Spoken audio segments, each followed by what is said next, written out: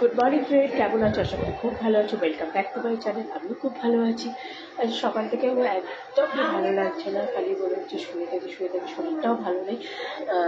কী করবো, রান্নাবান্না করার ইচ্ছে নেই, কারণ আজ আমাদের একটু নেমন্তন্ন বাড়ি আছে, সেখানে যাবো একটু বেলাতেই যাবো, এক্ষুনি যাবো না।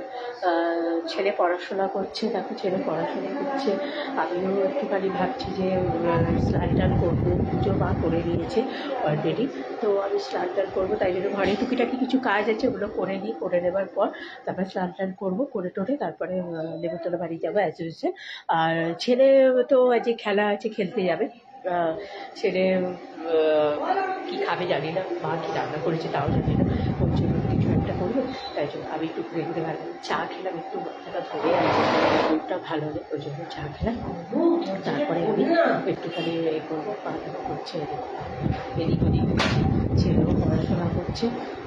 তো এইভাবেই আমাদের দিন চলতেই থাকছে, ঝগড়া অশান্তি নিয়ে।